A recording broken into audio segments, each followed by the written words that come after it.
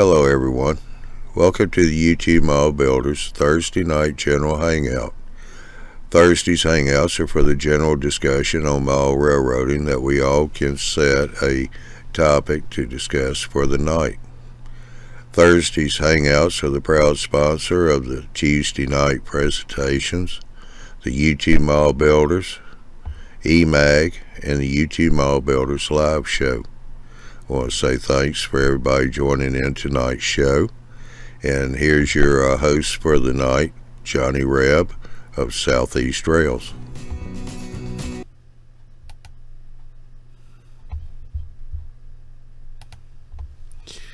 Howdy, howdy, howdy.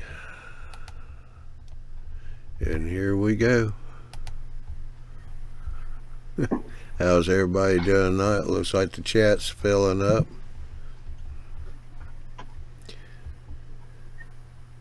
Yeah, John. Pretty good. How are you, Johnny? Huh? How are you, Johnny? Yeah, we're doing pretty good. Rain quit for a few days now. We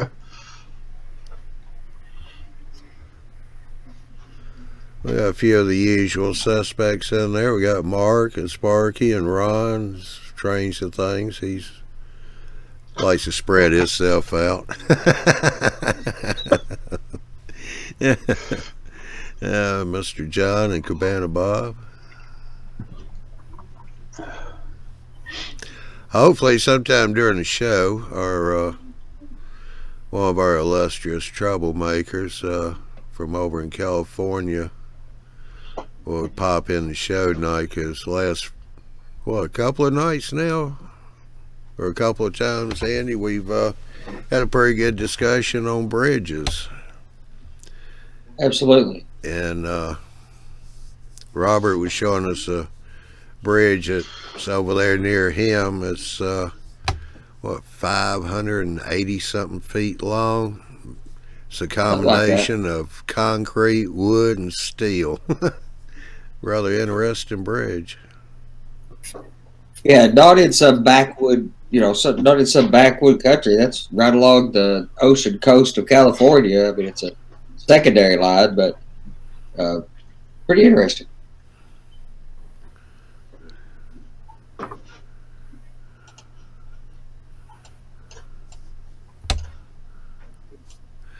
Well, Sparky, I could tell you, not from experience, but yeah, you can't take and build a straight bridge and then steam it to curve it.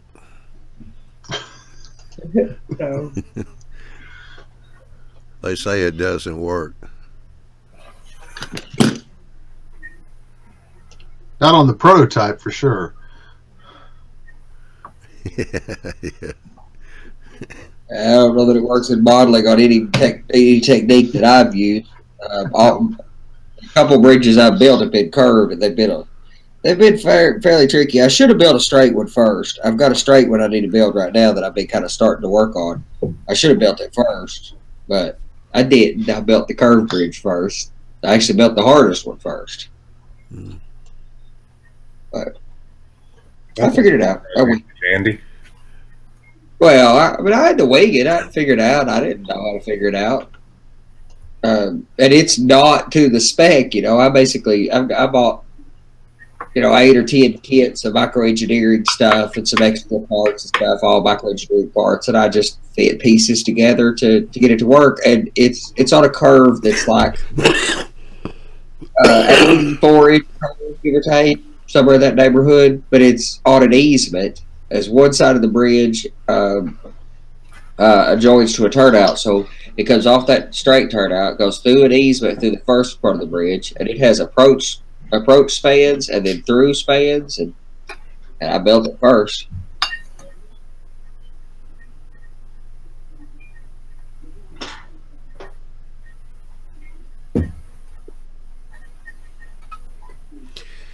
Well, I don't know how many people's been seeing the post, but last week we kind of looked like a bunch of them there in the chat were showing the interest in the DCC++ system. So I've talked to a couple of our guys. Ready to roll. And I did post up a parts list, and I'll repost it again after the show tonight for you to order the parts. I've ordered the parts, but not all of them's going to get here in time. You can tell us how you got yours, Ron, in a minute, but I no cheating either.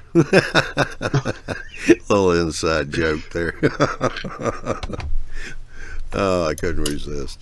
Anyway, but we're going to do a show on building a DCC++ system using Arduino. We're going to start from the ground up. Ron and Robert are going to do the show, and it'll be a special. It's probably going to be on a Saturday night, and probably air around 8 o'clock Central, 9 o'clock Eastern time. So, and it will be recorded. That's Chris and Robert, right? Yeah, who's going to do the show? Yeah. Yeah, because nobody's going to learn anything from me on this subject, I tell you for sure. Oh, did I say Ron? Chris Root. Yeah, Chris Root. Oh, okay. I'm a student. I'm a student in this one. Well, I'm sitting there, Ron's just kind of right here in front of me. You know, one of them things where you look at something and you say something different. So, you know. Ron, you better figure it out real quick. Well, the two major parts is Arduino, which, is real easy to get, but the motor shield board, I was looking for that, and everybody seemed to be out of them, and was saying delivery around the 1st of April. So, where and how did you get yours, Ron? Well, mine are clones. They're not the Arduino brand, and I got mine off of Amazon. Every time I did Amazon, I kept saying April, even on the clone. Mine is the what's the brand here? I don't even know if I'm smart enough to pronounce the brand. Elegoo. Yeah, Elegoo or whatever. I don't know how you say it either. I got a lot of their stuff. Yeah. Yeah, that's the brand that I got, and I didn't have any trouble. Now, and the motor shield, I think, is what everybody's been having trouble getting. Yeah. And mine came right up, and I had it in 2 days. So there's not every motor control shield supported either. So there's a newer one that's supposed to. There looks like there'll be a lot more availability on it from a company that, again, I don't know how to pronounce either. I mean, remember, I'm from Kentucky. You're lucky to speak as good English as I do, even with my native language, because, you know, hillbilly's my first language. You know, English is just my second. One under a company name called Palau, and they make a little board that I really like as motor control shield. I think I've got a plus system. Most of you know. And I'm thinking I'm going to rebuild my plus system on a Mega, and I'm going to use a Palau board. I'm pretty sure. Yeah, I got the Mega too. We had that discussion the other night in one of the Hangouts, and I debated back and forth and decided if I'm going to. There's really not much difference in the price of it, and I figured that's just me. I'd just rather have the extra capability there if I want it. So I did get the Mega. But the motor shield, I mean, from everything it says, it meets the exact same specs as what we had in the parts list. So yeah, Ron, I looked at what you got. It looks like you're set up pretty good. That's what I want to hear. Well, maybe I'll get that from you after the show and see if I can get one order get in here. Sure. All right, I know this will be left up to Andy and Chris, but Sparky asked a pretty good question. Okay, so explain what plus means on the DCC. The DCC, the reason why it's called DCC++, and I'm gonna go over that when we do the show, but because Arduinos are programmed with a language called C++, the creator made the name DCC++ because it's DCC signals created by C++. Makes sense to me. I've always thought of it as, so it has a lot more than a basic DCC system. So, for example, in Rod's case, he's going to use just an Arduino to drive the entirety of that layout. Most likely, that's the goal anyway. That's where my Mega fits so good for him. There's a few other reasons why the Mega is good for a plus plus, but you get a lot of input outputs. So it's a DCC command station, but also a bunch of input outputs are usable to control RGB lights or turnouts and signals and accessory lights on the layout, or take sensor input from detectors.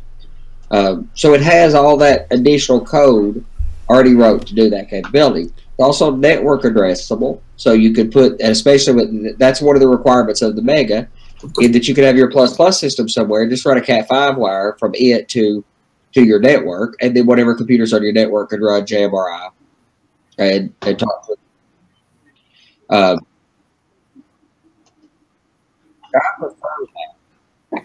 prefer that arrangement anyway, just running a Cat5 to a USB cable. You don't have the length issues of running it. You can keep the DCC command station with your power supplies the closest to the layout.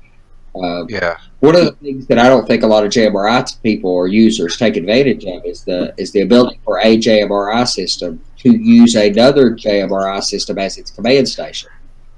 That's how I'm using mine. So I have a Raspberry Pi, running JMRI, dedicated system. I can walk in the room, flip my phone out, join the command station, and run a train without a whole lot of setup. But if I am going to have a dispatcher, then I've got a full-blown computer in my workshop in the room next door. I've been working on feverishly for the last couple of weeks, getting that set up, getting my curtains up, and getting the layout in a shape where it's enjoyable to be in the room and ready to get people together to run trains before long. But that system, back control system with a couple monitors, so I could have a dispatcher. But that won't be my regular fare. Regularly, I'll just use a little, I've got a little monitor hooked to the JMRI system right in here. Network makes that really convenient.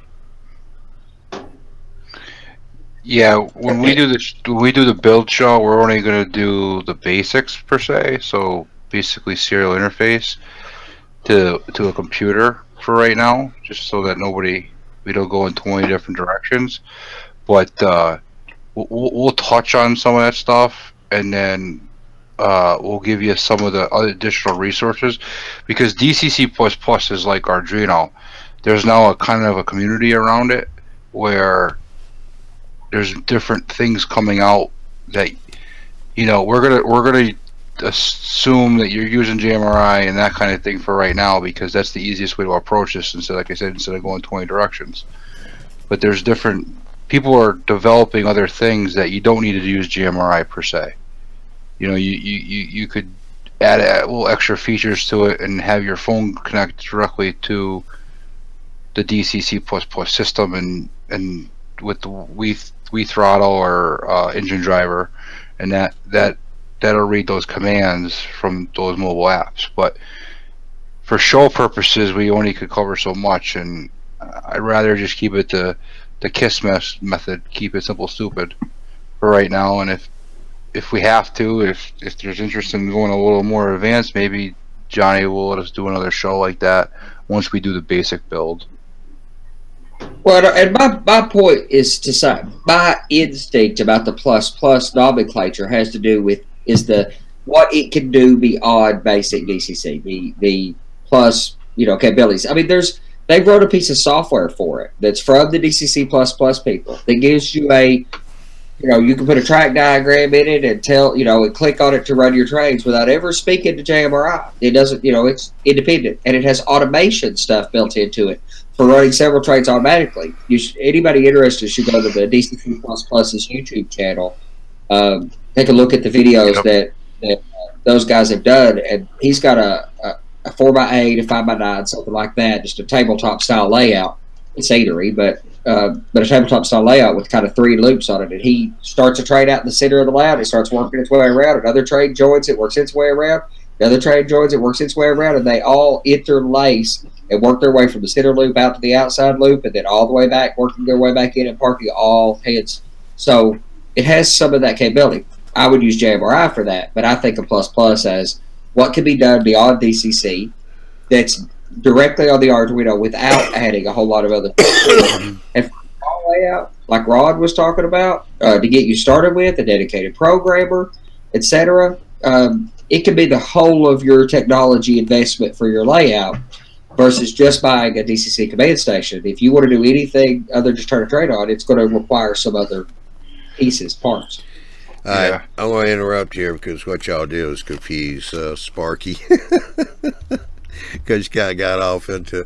Anyway, Sparky, tell you what it really is the plus is the programming for the Arduino. That's the computer language that you use basically to write the code that tells Arduino what to do.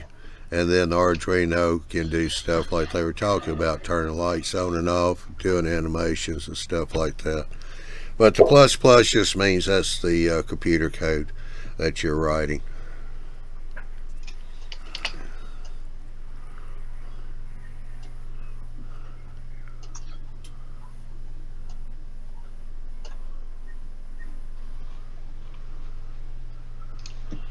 Well, Mitch, stick around because the topics do change. He said we're kind of way over his head, but stick around because I was trying to get started out where we were talking about train bridges, different kinds that you might have on the layout or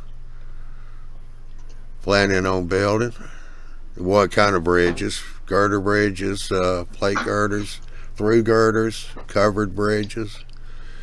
And Andy, Chris, Sparky said thank you. You're welcome. Anytime.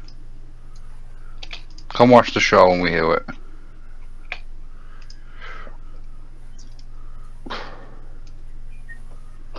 I'm trying to get a head start. I've been watching some tutorial videos just on basics of Arduino, not even related to model railroading. Just because I thought it would help me kind of get up to speed to kind of know a little bit more about what's happening before I jump in. And I'll say there is a ton. I mean, if you're remotely interested in just Arduino in general, there are months worth of videos out there on YouTube. Yeah, I consider it like my second hobby because it really has become that because I love it so much, you know. It's fascinating just outside of model railroading and what you could do with them and what people use them for, and you know they're really big with home automation now because that's really kicking off. That's like I don't want to say it's a new thing, but it's becoming more popular every day, I guess you can say. So it's all more new. Yeah, and you could do stuff that, you know, you could go to Home Depot, and Home Depot's a prime example because they carry a lot of home automation stuff. And like say, you know, you could get something at Home Depot for $200. If you know Arduino, you could build the same thing for maybe 20. You know, and have a little bit more flexibility with it. And that's just an example or a theoretical case. What model railroading they're great for.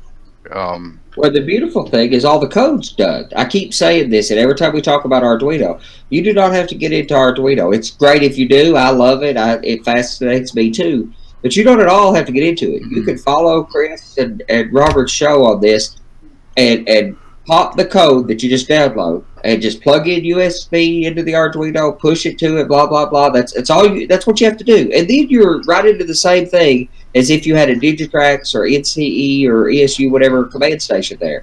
It's really simple. And to build a crossing flasher, really simple. You can get entirely geeky with it, but you don't at all have to. No. And on the other side of that, I'm finding out pretty quickly that the programming part, if that's something that you were at all interested in, even with very little or no background, is pretty simple. It's pretty easy to pick up. Yeah. I mean, I had done... I'm going to date myself. I shouldn't even say this. You know, I did a little Apple Soft basic programming in some classes when I was in high school. Very simple stuff.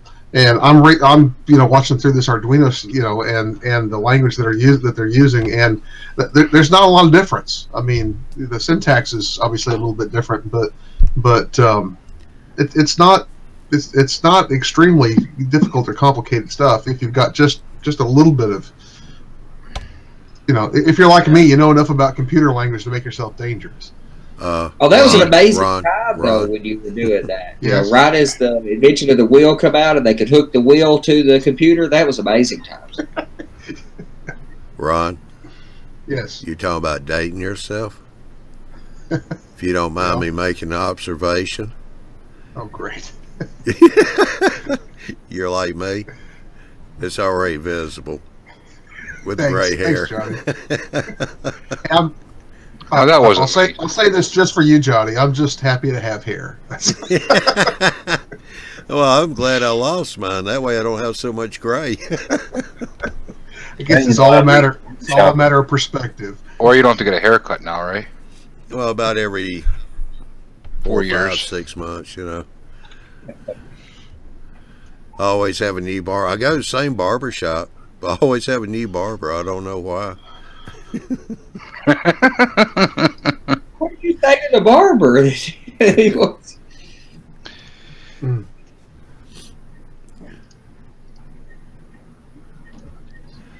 By the way, Ron, Greg said thanks, and then he said, Ron, you and I did the same thing, whatever that means.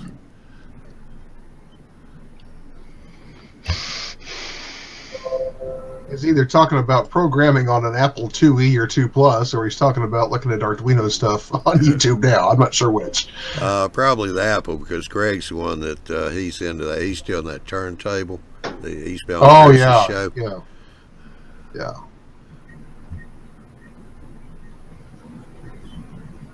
Yeah, his turntable stuff is pretty snazzy. Yeah. Absolutely. Yeah, he said programs Apple too. Yeah. I cut my teeth on a Commodore Amiga, and I say that to most people today, and they say, a what? I love Amiga systems, but yeah, Jerry, actually, I tell you what, Jerry, if I ever find out why, I'll let you know. Jerry was saying, why do we still have to get charged for less hair? I think they ought to charge by the volume that they cut off, weigh it. Yeah, that'd be nice. By the way, I don't know if I announced it earlier or not, but when I was starting everything up, I got a notice from YouTube that they made a change here on the show. So the chat that we have is now going to be in the recorded show. So that's watch good. what you say.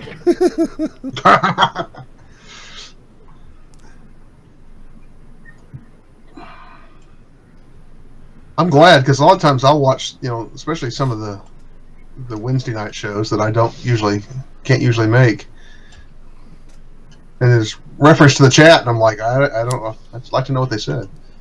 Well, that's the reason why I try to read the questions out, since we don't Right. have the chat visible, so that but people who watch later do miss out on a fairly active conversation that may be going on around a topic over there. So I'm excited to see that integrated. Yeah, me too. Yeah. We're working on a way that all participants in here will be able to participate in that chat. I'm doing it right now. I'm watching it too, but it's not as easy to do it. You got to do some setup. Right. Be able to see the chat at the same time. Well, you got to run a couple browsers, etc. But Is that using that? Isn't there a program you can get now too, or something?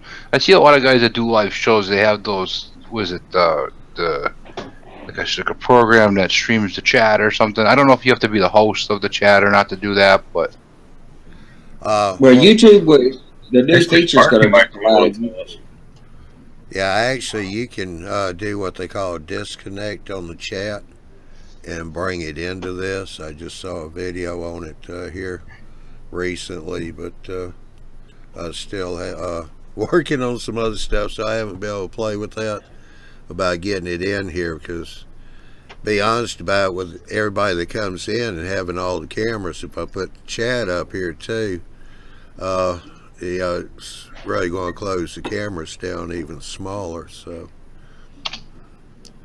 yeah, see, I do it with I just pull it up side by side with my browser. I pull them in full screen and it splits the screen and drag one of them over. It works in Windows or Macintosh. You can do that. that split environment. That works really well, and there's plenty of participants of the chat that aren't going to want to try to read the chat and keep up with it. So, but it's good to have it in the live stream or the recording. Well, Lloyd, how are you, buddy? I'm doing fine. Yourself? No complaints. Trees? Working on trees? Yeah, I've been working on all kinds of stuff, though. Trees or trees? The latter. I've been working on all kinds of things, but I wanted a project where I could sit down for a little while. And since I only have, maybe 5 or 10,000 left to build, anytime I want to sit down, I've always got something to do. I've been working on my small town. Got the streets painted. I'm doing some plaster work. I also painted some tracks, and now I'm working on my gorge, which has been due for a long time. I'm doing a bit of everything, like you said. I look forward to seeing that progress, because you put that styrofoam in that gorge, like 2 years ago, probably, but a year ago. Yeah, about a year ago. Now I'm like tonight I did some plastering so I can fit the bridge. I think it was Sparky that was mentioning something about a curved bridge. Yeah. And how you doing, Scott? Been a while. You need to jump in the chat. Nightly chat and all with us. Well, maybe I could show Sparky something that, like one of my bridges that I did, which is this.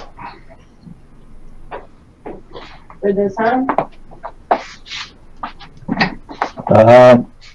Basically, I took a flex track and I removed, like every 5th tie I removed, and I glued like a piece of wood instead of the track.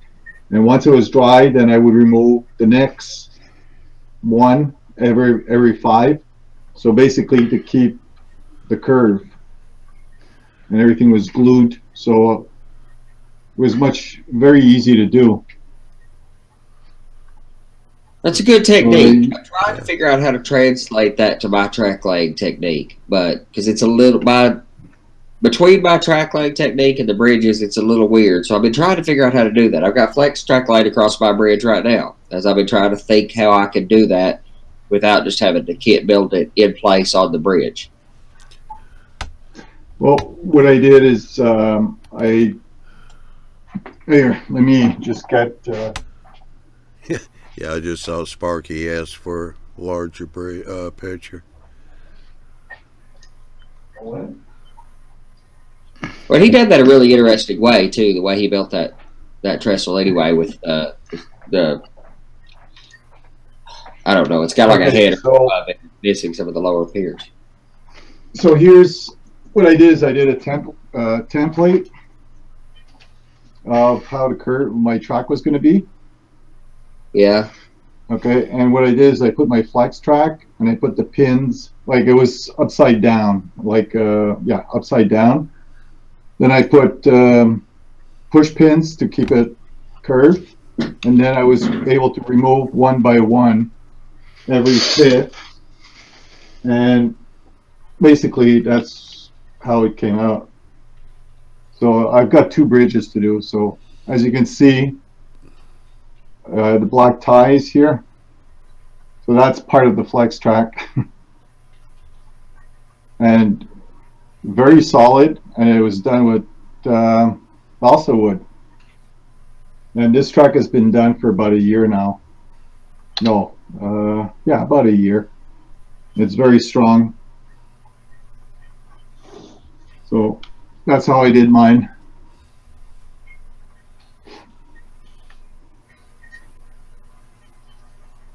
Yeah, there's a few things that make my track work really. Tie plates, the additional tie plate details and stuff. You'd be surprised how much more difficulty that adds to hand laid track. I've hand laid track since I was 16 years old.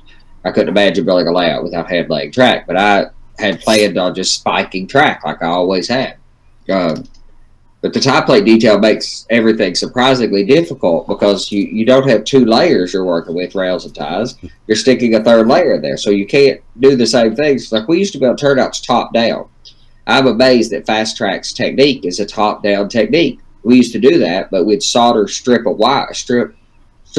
across the tops of the rails, and then build the turnout top down, and directly onto wood ties. No printed circuit ties that way. And then you would just solder the strips across the top and clean up the tops of the rails. And you know that's one of my favorite techniques for building a turnout.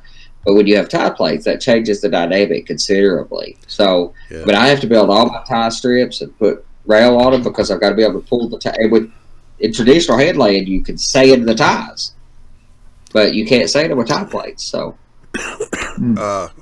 Lloyd, can we go back Yep. to that last piece that you got the curved track? The one on top. Yeah, that one. The finished one? one. Yeah, bring it up Yeah, the into the finish? camera. Yeah, that one right there. All that's wood, right? That's all. Sorry. The ties, they're wood ties? Yeah, they're balsa wood. Yeah, because Sparky was asking what you had up under there, but the stringers are balsa wood too, right? Yeah. And you just flex that around as you went, gluing it down. Well, no, they're all. I'd say 3 inches. As you can see, they're all 3 inches. is it balsa or bass? Bass. Balsa. Balsa. Yeah. Balsa. It's, Okay. it's very light. Yeah, so you Oh, just yeah. use 3-inch pieces and cut a slight angle as you curved it around when you Yeah. bowed them So, up. so what happens is all my ties are put in first, and once everything was glued, maybe the week after, I came back and put all the 1/4-inch square, 1/4-inch balsa wood all underneath it. Yeah, okay. Yeah, Sparky had asked a little bit about that. That's the reason why I asked you to hold it back up so you could see it. They're ready. So, Thank you. yeah, so that's what it looks like. I got the siding also. Yeah.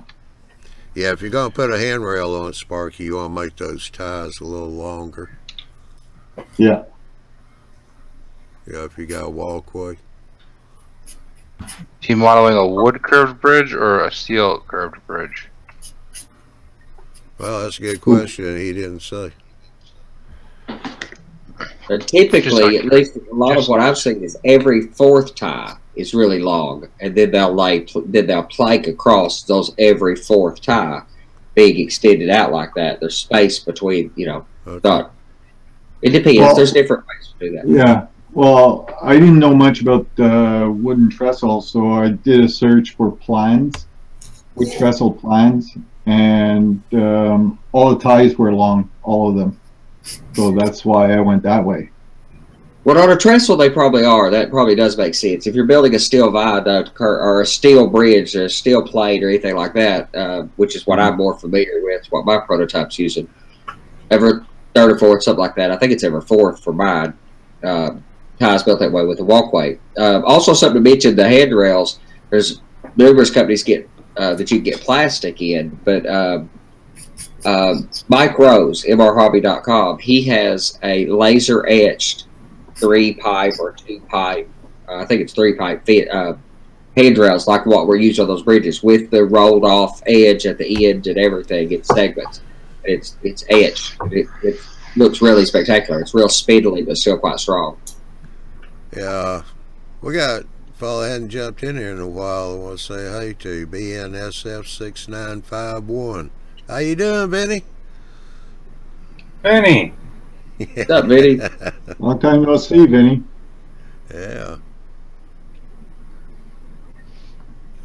Hope you're doing well.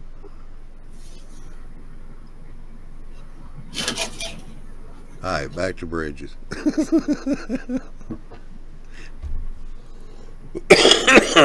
He says he's doing good. Very good.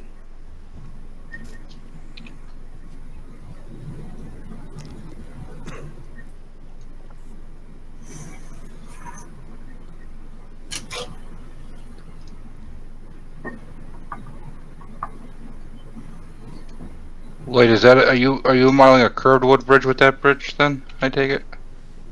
Yeah, it is curved. It's a 30-inch radius. But you're modeling a wood structure is my question. Yeah. Okay, I wasn't looking. That's my fault. Sorry. Oh. You want me to show it to you again? No, that's okay. Oh, okay. Well, he's trying to make money, Chris, because this time he'd have to charge you. I think he owes me money, so I think we're even.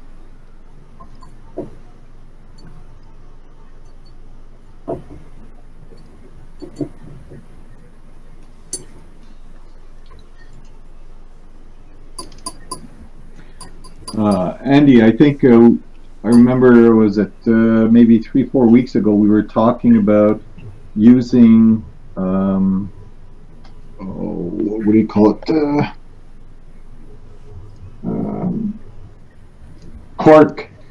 A cork sheet to do the streets. Remember?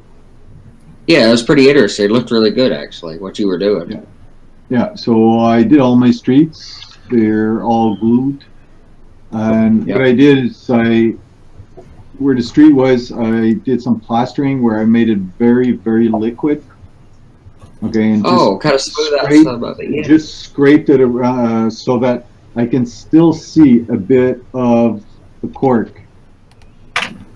But instead of having like little pieces of cork all over the place, it would, let's say, it would be more like 3/4 of an inch, half an inch of just like you wouldn't see the cork. So it gives it, yeah, it gives it a pretty good texture for the road. And basically, pardon?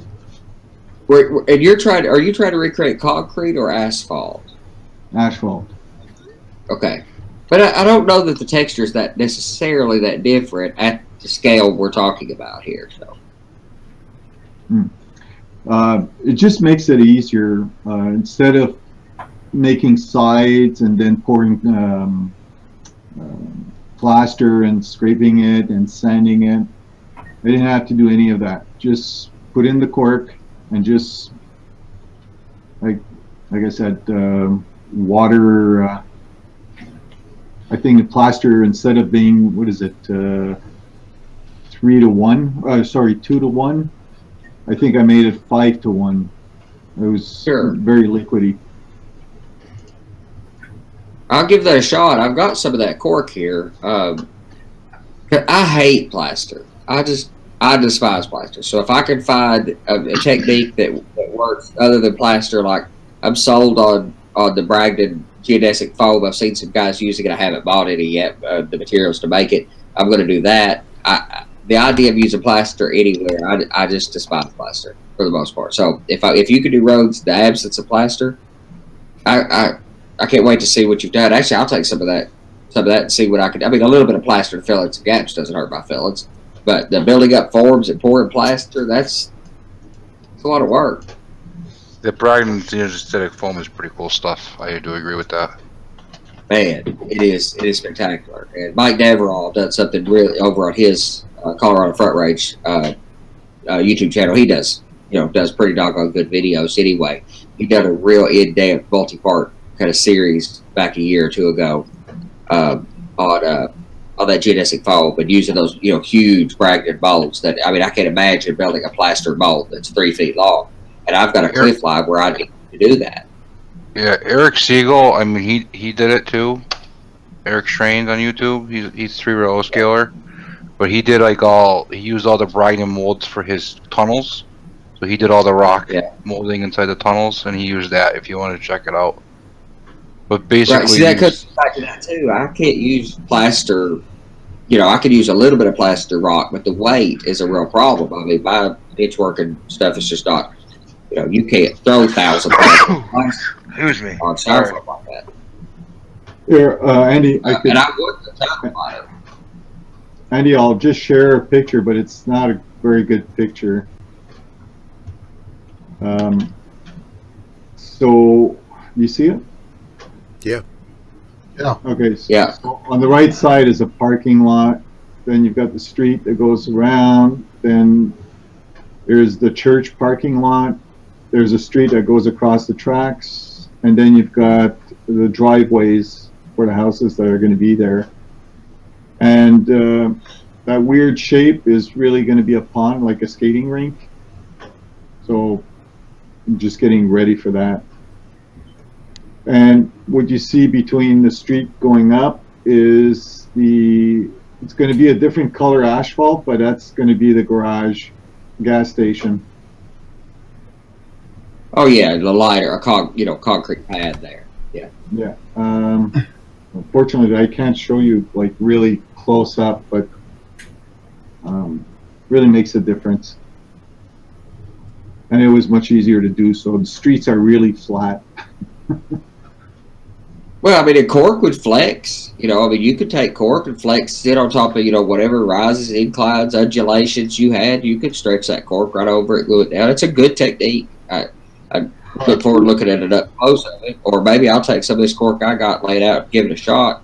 Like you can see on the left-hand side are two driveways that are going uphill. So I didn't have to fight with plaster. It was very easy.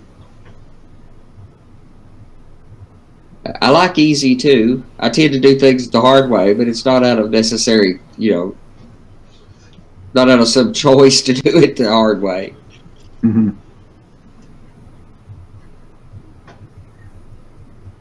Howdy, y'all. Hey, Tim. Tim. So what's the topic going on right now? Bridges. Lord, Andy yeah. doing things the hard way. Yeah. Well, we definitely covered that the other day. Well, I ordered my Arduino and Raspberry Pi stuff tonight. Good deal. Are you going to get the Arduino ahead of the Plus Plus workshop? I'm hoping it'll be here Monday. Oh, awesome. Oh, that's good. I had to eBay the board, the motor shield. Yeah, that's harder thing for everybody. I eBayed the motor shield. I think the IDE board that I showed, or the that ATX breakout board that I showed you the other night. Yep. I eBayed that. Got it for about $3 cheaper. And can't remember what else I eBayed.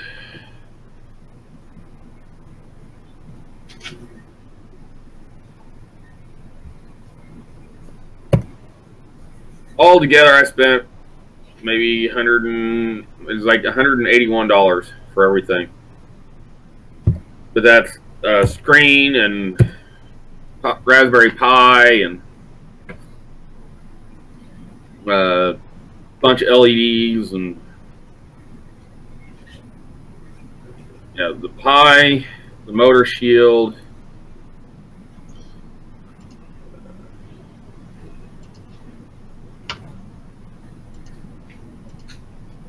and that's what all was on the eBay purchase.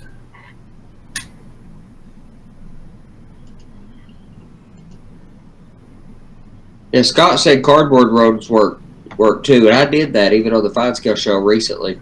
And cardboard, and you can skim coat it with plaster, and it soaks up in the plaster. That's got a really good result. It works a lot better than I used to build forms and pour it. Basically, just like building a concrete road, in the real world. I did my others with asphalt patch material, and that works great in the background. I like the cardboard technique decently. It's just not as flexible as I would truly like. When you're building forms, you have all the flexibility in the world with it. The cardboard adds some dimensions of complexity that I don't love the process of working with it. So far, until I try another technique that I like better, still my favorite technique out there is to build forms and use spackle. I mean, that's my favorite. That stays flexible, has a good surface. It's just a lot of work to put together. So if this cork technique would work with a skim coat of plaster rubbed into it, that'd be pretty interesting.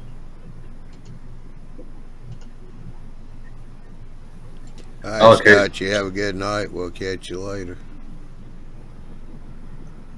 I'll occasionally cheat like on driveways for houses. I use a chunk of sandpaper and kind of tack it down just for a temporary until I get in there and do a little better job of laying something permanent down. Here, I'm going to show everybody this card that I was talking to Andy about. For everybody who wants to take an ATX power supply and break it out for a desktop power, just regular desktop power supply so you can do testing and stuff. I found this board the other day on Amazon. Let you just plug in your 20 to 24 pin connector off your ATX power supply, and it gives you all your circuits already broke out.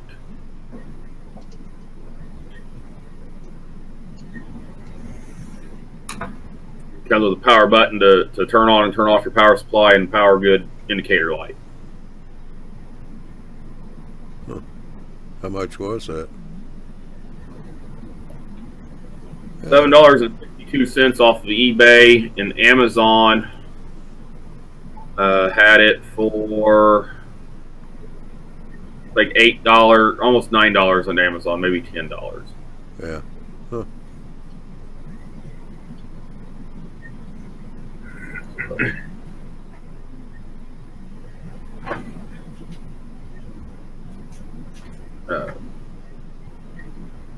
So I thought that'd be kind of interesting to get out there. That's perfect for what we're all doing with the computer power supplies and using them.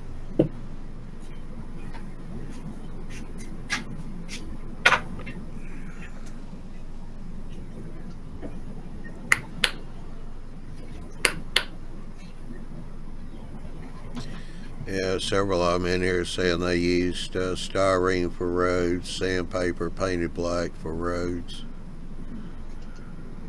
Yeah, I've done that before. So styrene, there's great looking roads made out of styrene, and some of the best modelers I've seen in my life making roads have used plexiglass, because you could score the expansion lines in it real well, cracks and stuff in it. Painted plexiglass looks great as a road building material. Painted styrene is a great road building material. I've used sandpaper, but the texture is really intense. It's more in line with a gravel road.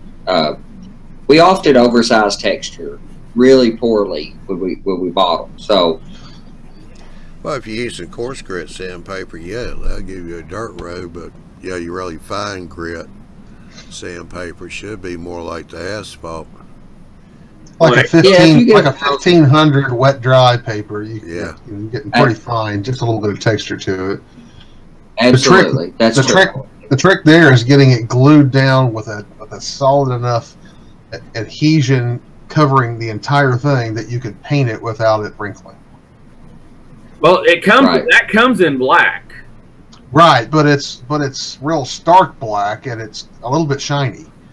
You could weather it with powders would probably be a better solution there. Yeah, I've used it a lot for roofs, for flat roofs. I've used it a ton. Yeah, it works good for that too. I like masking tape, but traditionally I've used masking tape for roofs, but I fell in love with using this tissue paper and pushing it into the paint, let the paint soak through it. It has one of the best, in my opinion, for a roof. I'm in love with that technique, but that's a Miles Hill technique, I'm pretty sure, but it's spectacular. But roads are, color is a hard thing too. So a wet road will often look black, but if you go look at Google Earth is such an amazing, or Google Maps are such an amazing tool for modelers. You can get some feeling about color, and concrete is near, I mean, it's not white, but it's a lot closer to white than any other color. It's really, really light in color. I mean, even compared to gray, it's a very, very light white. And asphalt even gets considerably grayer than we give it credit for. Yeah, Yeah, asphalt's, you know, I'll be it's back. been there any time. It's usually kind of a medium gray. It's only black when it's first laid. Right. You know, you go back 6 months later, and it's not black anymore. And especially if you're talking about like these more rural kind of blacktop roads, they definitely, of course, you know, they don't relay those very often. If they do, they chip and seal and patch them, and which can be a really interesting effect if you can make it work. Yeah, I've thought about how to truly recreate chip and seal. Their old chip and seal looks like anything else, but somewhat fresh chip and seal would be an interesting look. Well, around here anyway, you know, they chip and seal in patches. I guess that's cost cutting measure. So you know, you can do almost a patchwork kind of a road and look really realistic if you compare it to the real thing. Absolutely, which that works really well for most of the techniques, most of the materials. The thing that works so good about spackle or some of these other materials that aren't sheet materials is you don't have to worry about seams and gaps, especially for asphalt. Right. In my case, many of the roads will be concrete, so expansion gaps and seams in it are not a problem. So me using cork through my town seat up there would be perfect, because I'm going to cut it or at least score it every, and instead of scoring it, I'll just cut it into little squares and put the squares together. That way it's a good line where the pattern doesn't match across. Right. What you got, Lord?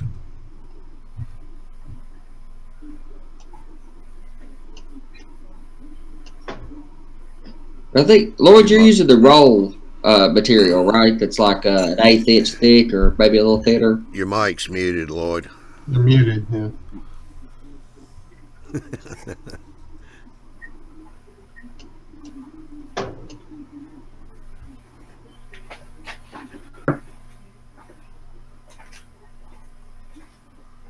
Okay, sorry about that. That's all right. Am I still sharing? Yeah. Yeah. Yes. Okay. Yeah. So that roll is, I think, is it possible 3/16? Yeah. Sure. I think it's a roll that's 3/16, and it's if I'm not wrong, it's 2 feet by 6 feet. It's a roll, 2 feet by 6 feet. Yeah. So that's what it looked like before painting it.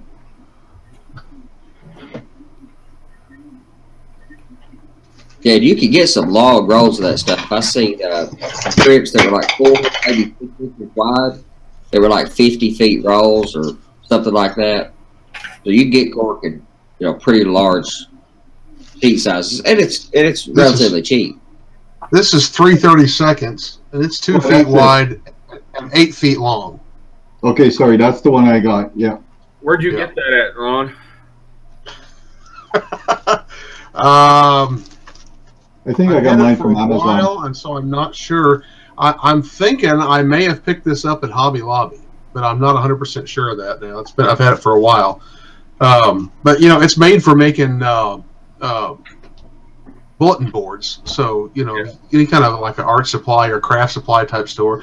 I used to buy a little bit thicker, quarter inch. You used to be able to get it at large hardware or lumber supply stores because they used it for underlayment underneath vinyl flooring.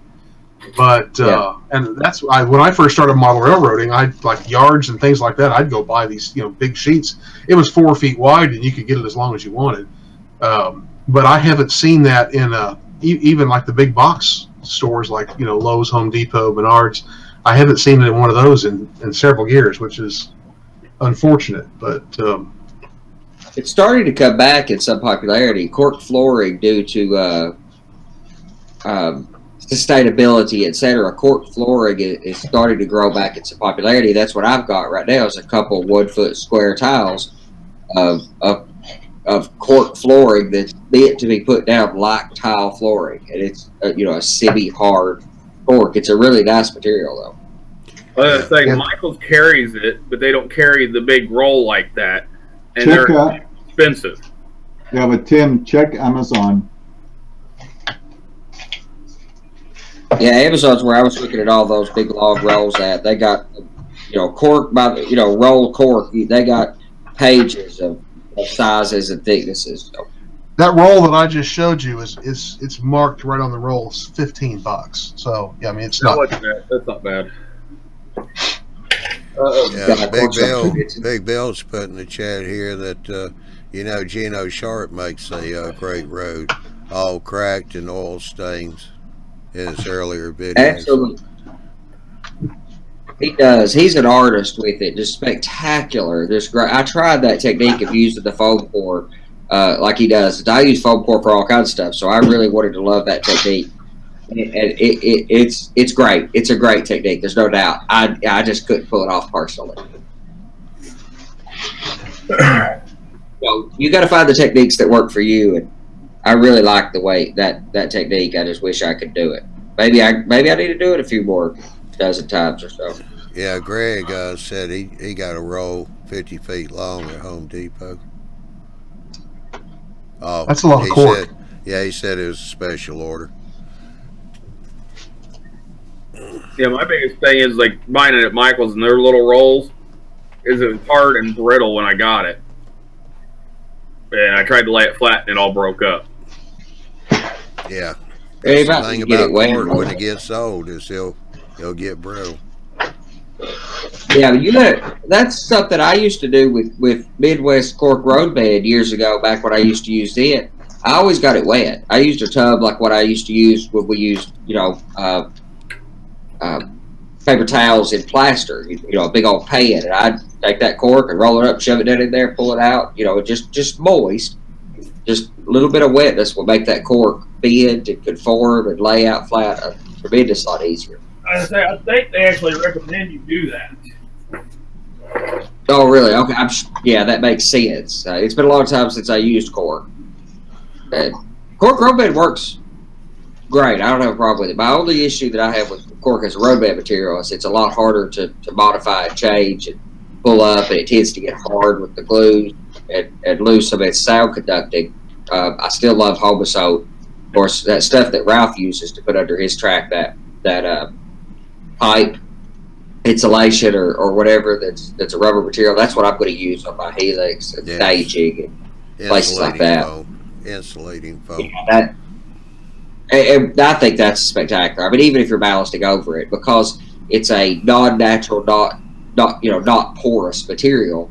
The problem cork has is it soaks up the glue, and it ultimately ends up getting hard from the glue. I mean, go pull up cork. Go pull up a piece of track and tear it up and move it, somewhere else on your layout. Tear into that cork and see the little pieces of cork that come up. It's quite hard, not just from dry rotting, but glue soaks in too. So it loses some sound deadening properties with the glue process. Now, if you use a dry ballast method like I do, where I don't put wet glue on my ballast, that would probably improve it.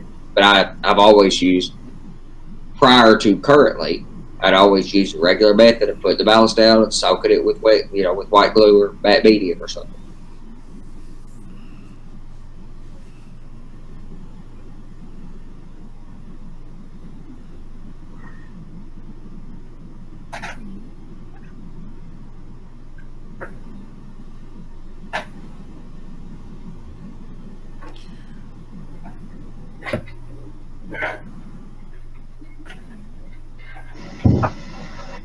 All right, Sparky, you have a good night. We'll catch you later on. He's got to go to work tomorrow. I would tell him, yeah, you pay him my Social Security, but he's in a different country.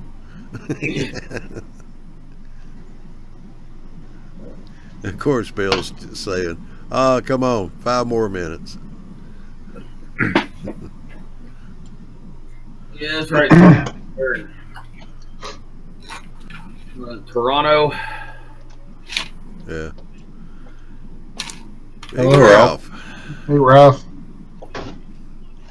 Howdy.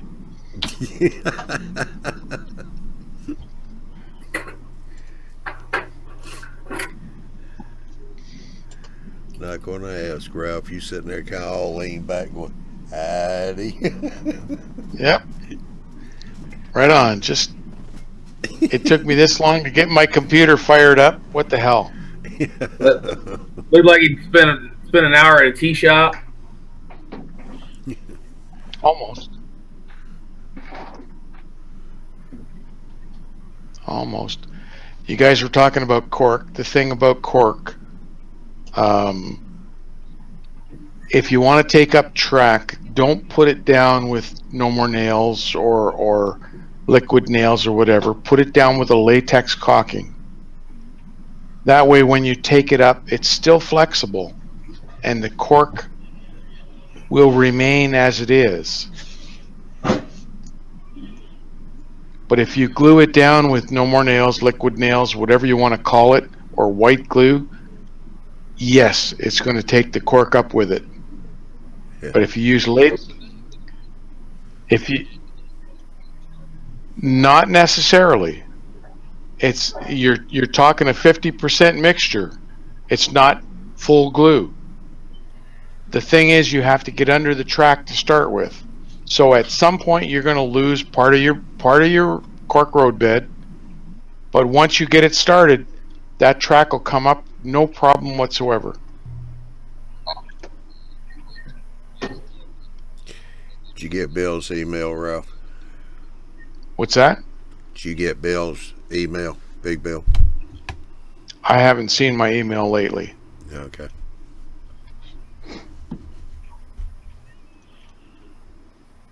Did you ever get a hold of get a mail off to Tom or anything? Standard mail? No. No reply.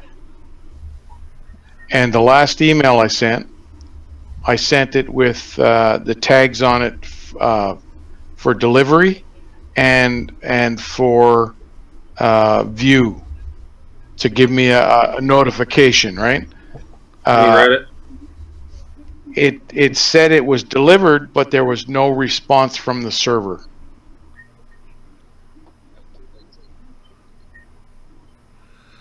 Uh-oh. Andy having problems getting back in? No, I refreshed and he's back, Johnny. Oh, well. He's circling on me. Yeah, it was on me too. He's refreshing. He's refreshing now. I was just talking to him.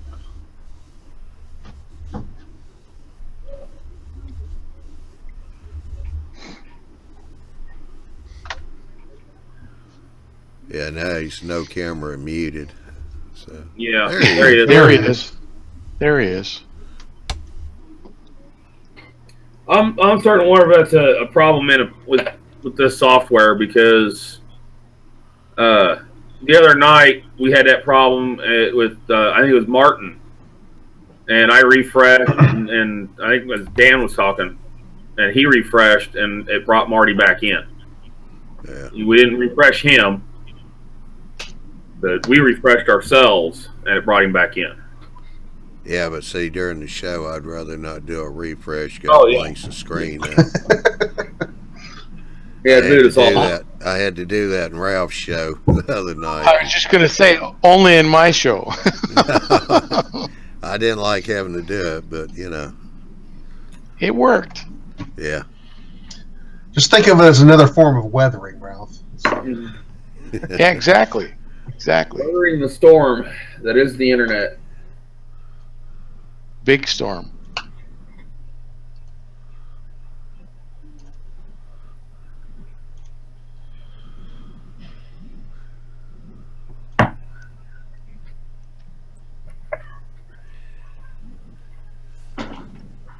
Well, I guess if nobody else has got anything else, we might wind this one up a little early tonight.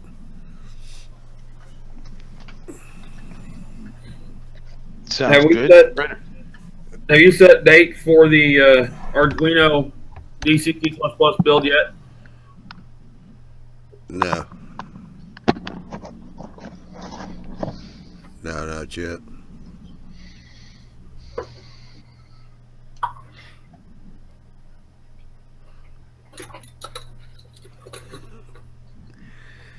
Alrighty.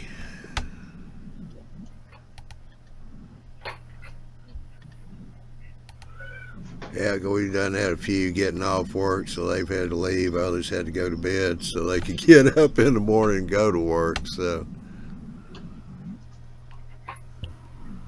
oh, I have a question. all right. For Andy. DCC plus plus. Yeah. Can you actually program your CVs and so on from DCC plus plus? With JMRI, yes. With actually, JMRI. Yeah, which actually you could do it in. It's pretty geeky, but you could do it in the absence of JMRI. You know, you could do it in the command. You know, but I think anyway. I'm not positive, but after, like I say to people about when it comes to JMRI stuff, I get not wanting to run your layout that way. I mean, I want to run my layout, you know, in the room with my trades too. I don't want to automate. I don't have an interest in that either. Not much anyway.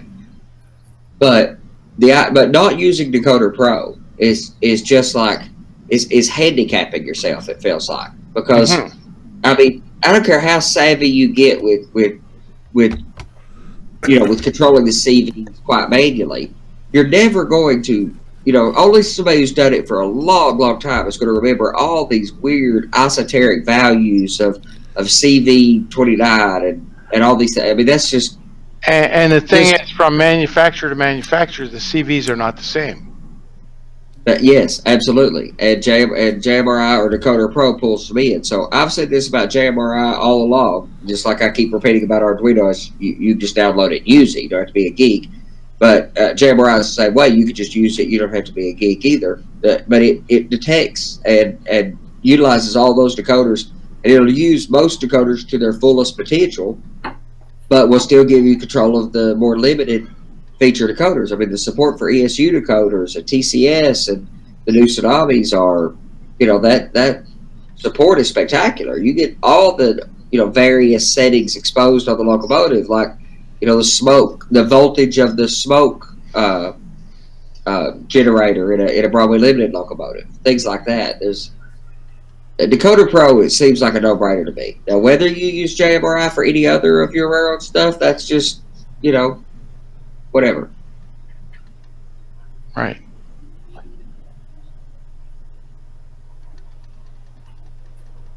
But they have their own piece of software. The guys who wrote Plus Plus have a piece of software that they're using. You know, some of them are.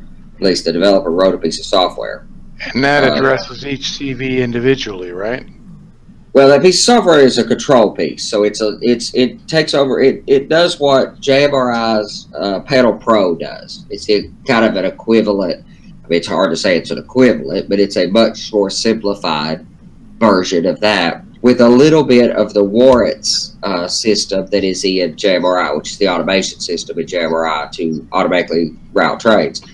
They've got that piece of software for that, so it's not strictly JMRI, but boy, JMRI, like I say, Decoder Pro is, I just can't imagine beating that unless you're dealing with something like the ESU programmer or something that gives you a specific feature set that beats Decoder Pro for a specific purpose.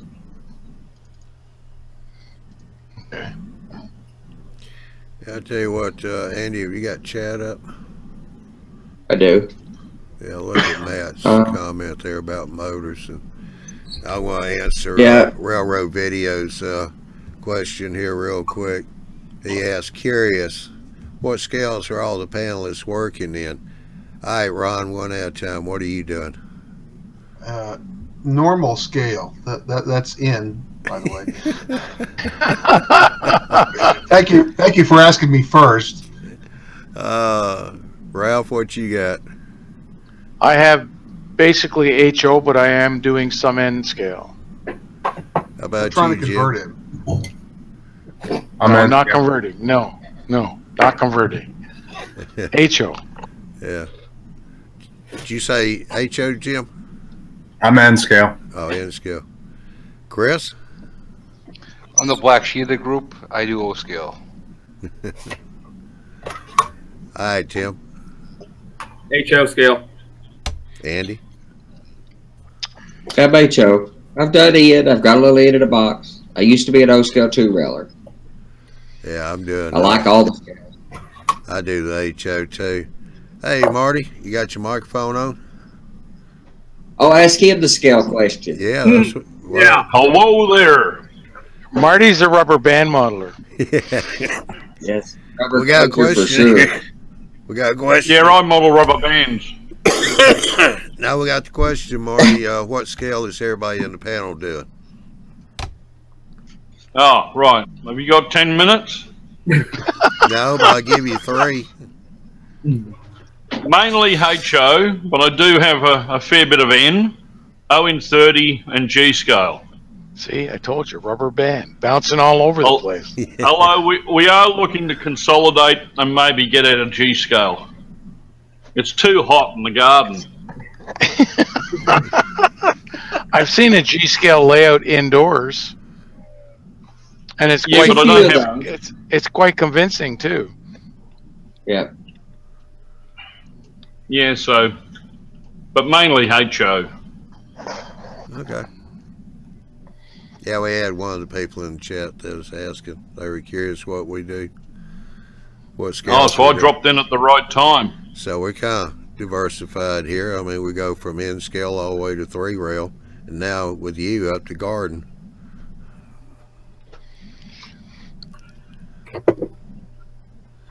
Oh yeah, Yeah, and Chris said O scale, but he said O scale, not O gauge. Right, Chris? Yes, I did. So There's that's no difference, is two. Yeah, that's 2-rail, not 3. My Well- 3-rail stuff is scale. Yeah, O scale is the proportion 1/48, of course, for anybody listening. Obvious knows that, but I do hear a lot of 3-rail guys say O gauge, but that's irrelevant. But and Chris does ON30 also, so it's O scale. It's just, he uses models multiple gauges, I guess you'd say, of O scale. I'd like to do some narrow gauge, but I personally probably wouldn't do it in HO scale. I wouldn't do HON3 in that. I want to do SN3 or ON3. Yeah, Greg, he said he's doing HON3. Mm-hmm. HON3 is great. So Troy, when he was talking about converting to HO scale at the time, he was getting frustrated with the N scale, I guess, and we was talking about going to HO scale. And I said, man, you really ought to consider HON3. It was the perfect kind of relationship for. He was already working with N scale. He was concerned about the space consumption of HO scale. HON3 is kind of a compromise between the two when it comes to curve radiuses, grades, etc., and the length of trains, length of cars, etc. It'll let you model at HO scale, build structures with all the detail and stuff that HO scale will let you work with, but have a layout that will fit on a hollow core door if you wanted it to, or essentially take a similar amount of space, similar curve radius, etc., to an N scale layout, and it fit with what Troy was interested in, that Pacific Northwest logging stuff. So, Isn't that kind of like, say, the same for all the narrow gauge stuff? Because, like, obviously, like, if you do ON30, ON3, you're pretty much at the HO stuff, but you get the O scale buildings details. yeah.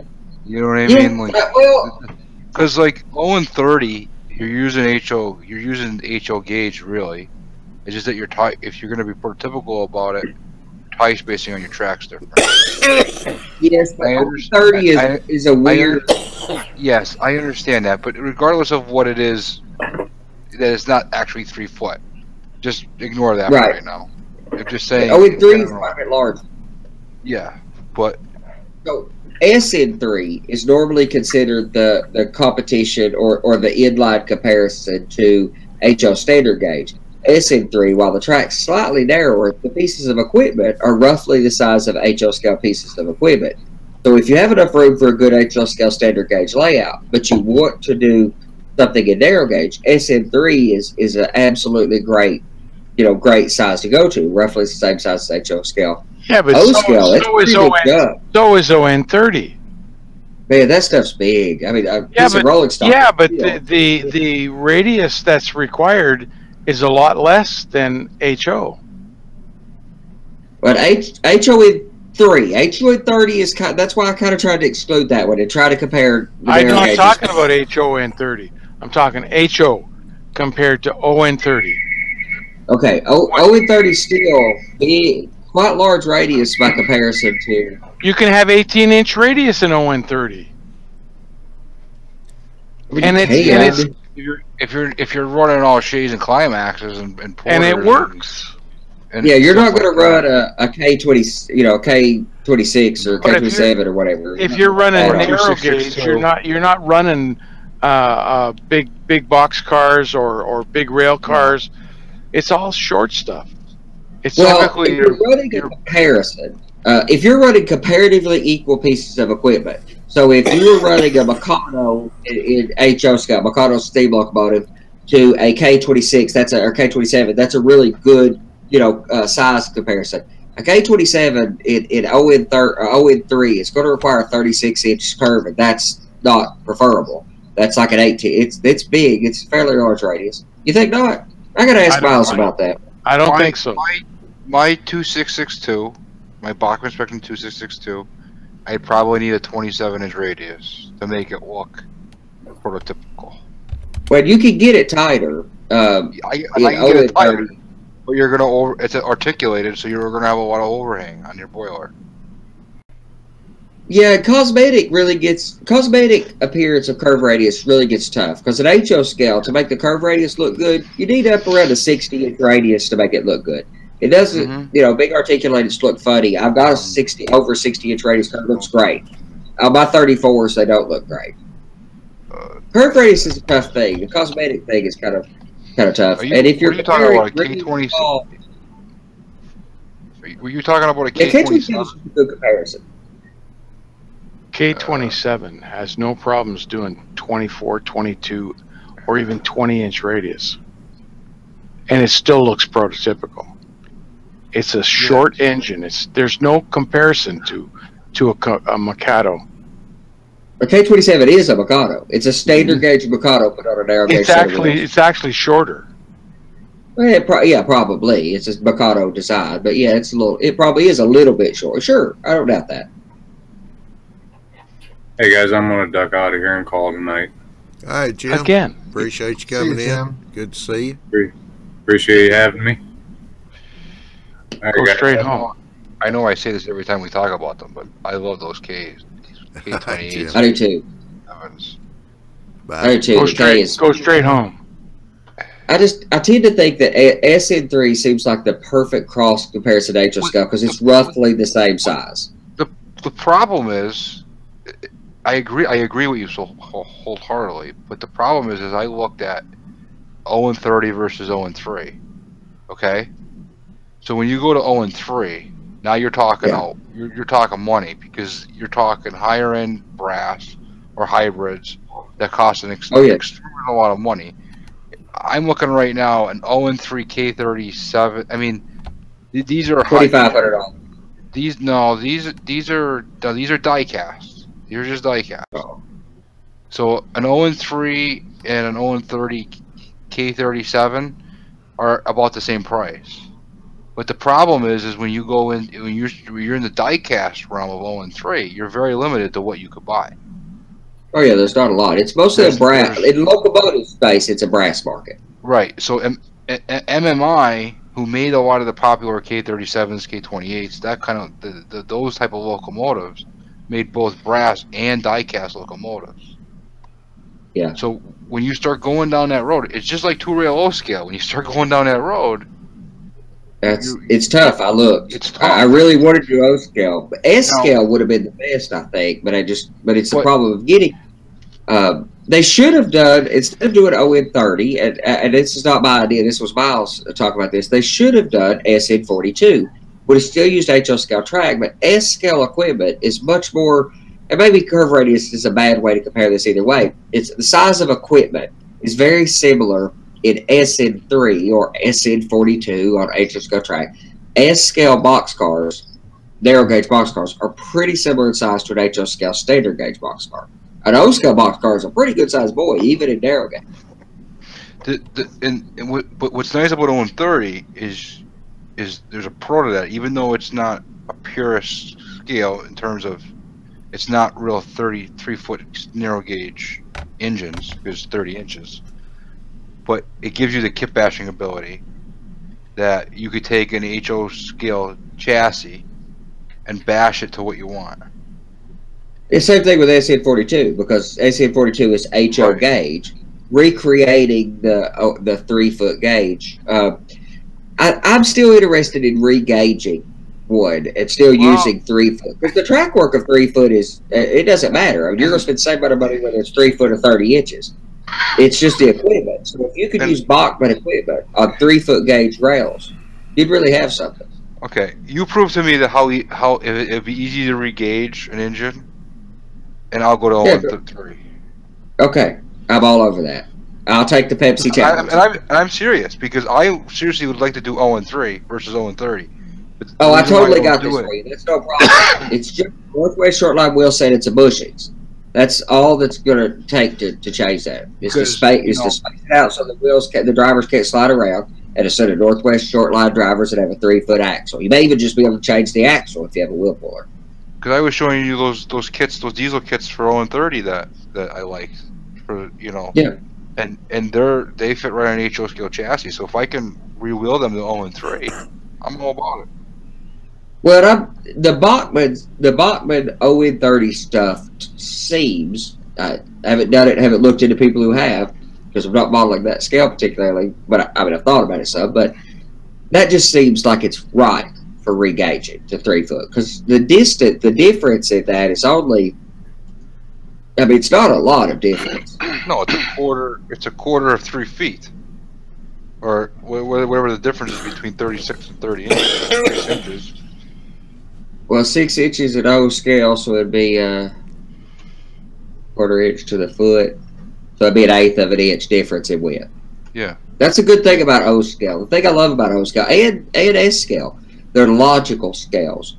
O scale 1 to 48, quarter inch scale. What is a quarter inch on a regular, real, on a regular stick measuring tape. You don't need a scale rule. A quarter inch is a foot. In S scale, it's 3/16 inch is a foot. In HO scale, there is no easy consideration for it.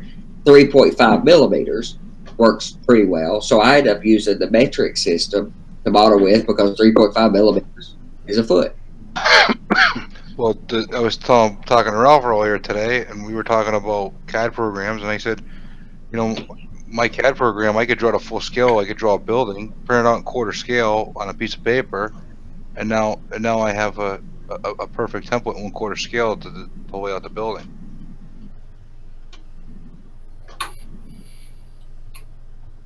All right, Johnny, I'm sorry. You could shut down now. Actually, Bell Fusion Enterprise was saying the talk tonight certainly engaging. Ha ha ha. That's like a joke Ron would make because he's an N-scale guy. Oh yeah, before you close down, Matt asked about motors. Yeah. The brands he was looking at, Mishima is what I always used for years. I'm not sure what the going motor everybody supports is these days, but it was a Can motor too. So it's just a comparison that you're, I think, by what you've typed is, or by your messages, is that it's 2 different Can motors that are up for consideration. I know Mishima motors were spectacular years ago. We used to put them in rail power chassis, and you could get a great locomotive without spending a whole lot of money back then. That's a good way to do it. What you're looking for now is a 5-pole Can motor. Very true. And that works very well with DCC. Yeah, it gives them a lot of feedback for the back EMF. Yeah.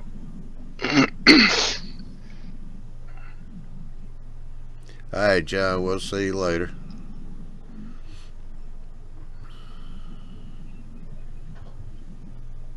Yeah, those 5-pole, Ralph, aren't those the ones that give you a good creeping motion? Yep. On step 1 of your speed steps, you can see the thing just creeping along, and you only get that with a 5-pole motor and a good decoder that has good back EMF. So yeah, I mean, all the talking back EMF has nothing to do with starting. That's works out later on, but for starting, it's just basically the voltage that you apply to it at the first speed step. It's creeping along. Now you can add back EMF is another issue altogether. Okay, then there's another mechanism that they've got a name for it I can't think of that gets that slow creeping speed that you couldn't get out of DC, where it's pulsing the motor a little bit to give it, so it's not a constant DC flat voltage. You have three options for speed: 14 step, 28 step, and I think it's 128 step. Yeah. And at 128 on step 1, you can virtually watch that thing just creep along, just nudging it along. And 28 steps not bad either. But at 14, it starts off real quick. It's just about well, it's really what you set your speed steps to. 14 speed steps is entirely fine with a good decoder. If you pull the curve down, the 14 just gives you choices in your curve. So if your locomotive is never going to run very fast, a good decoder. Yeah, but a lot of people are not going to change the speeds table. So well, if you're going to change how many steps, I guess not. I don't change any steps on mine. But what I do is I make sure it's either 28 or 128. I never use 14. But you don't change your curve? No. Why? I only change the curve on engines that are going to be used in the yard. And you can do the same thing without adjusting the speed table by adjusting your start voltage, your mid voltage, and your max voltage.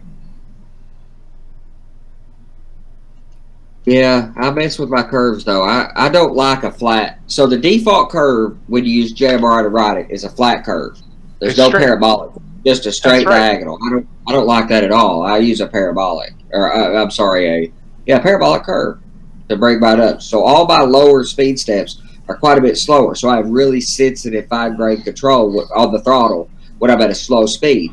And then once I get up, halfway through the curve, I'll start making logarithmic, or increasingly larger steps. And with a good decoder, it will balance and smooth those steps out. Anyway, not to mention, I use a lot of momentum. So I mean, my momentum, when I was running around in a circle, I'd pull it up to about 25 or 30, let's say 30 scale miles an hour, and pull the throttle all the way to 0, and it would take halfway around the layout, some 25, 30 feet to come to a stop from 30 miles an hour. Yeah. But that seemed fairly prototypical and accurate. But those little small steps down at the bottom, it's about choice, though. I mean, if you're running a logging layout, you're running climaxes and shays, back to, Chris's thought of that, then those small speed steps, those really small adjustments on speed steps are spectacular. Not to mention, I like my first speed step to stay at 0. So it does it, so I could use that as part of the initialization routine if we had to apply sound or not. So I could shut the train off by pulling it all the way down below speed step 1, back all the way down to 0. It'll go into shutdown. But if I pull it down to speed step 1, it'll just sit there and not make any actual movement. It's all matters of choice. And the great thing about JMRI is this is just click and drag. And all this stuff's easy. Exactly right. It's all personal preference. That's right. And the nice thing about JMRI is you can experiment without having to worry about where you're doing things. But the one caveat that you have to remember, if you make changes in JMRI, only make changes on one page at a time and then test it. Because if you make a whole bunch of changes and something screws up, you won't know which change it was that you made that's screwing things up. But back up your configuration. That's so handy, especially if you have similar locomotives. You can copy it. You can save out that locomotive configuration to a file, store it away, then make changes and toy with it, test with it till you get it tweaked right, and then save that out. Then you'll have a base to start working with for all your other locomotives. If I got a new locomotive, I wouldn't start from the default configuration. I would load one of my configurations for a similar locomotive, so it had the speed curve and stuff, and then it tweak to fit. How you doing, Andrew? You? Santa Claus from down under. Andrew, ain't seen you in a while. Yeah. How's it hanging there, buddy? Oh, I've been busy, mate.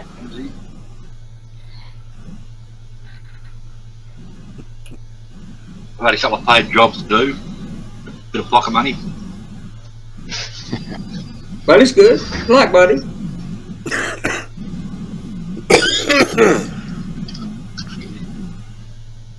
All right. I need the volume on this thing right. That's better.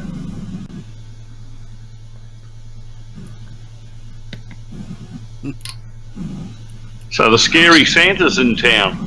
Yeah. How you doing, Andrew? Oh, I wasn't right till you turned up. Oh, there you go.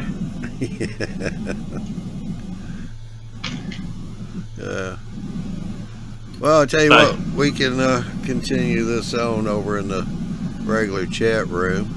We've already hit the hour-and-a-half mark here, so you going to join us over there, Andrew? Yeah, mate, there's room. Yeah.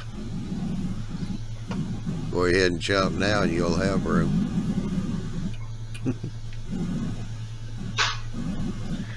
All right. Well, we'll shut this one down. We'll appreciate everybody coming in on the chat tonight. Of course, a lot of them have already left, so they can go to work tomorrow. Appreciate you guys being in here on the chat tonight. We've had another good discussion. So let's get over here and do a little transitioning. I want to say go to YouTubeModelBuilders.com. There you can check the schedules for the Tuesday, Wednesday shows. Those are at 8 o'clock Central, 9 o'clock Eastern Time. The Thursday show is at 9 o'clock Central, 10 o'clock Eastern Time. And be sure to click on the eMag, so when it comes out, you'll get the free copy of it. And let's see what we got for this month. March the 7th is going to be the Arduino show. That's coming up next week, be next Wednesday. That'll be at 8 o'clock Central, 9 o'clock Eastern. So we shall see y'all Wednesday. And have a good weekend. So, bye.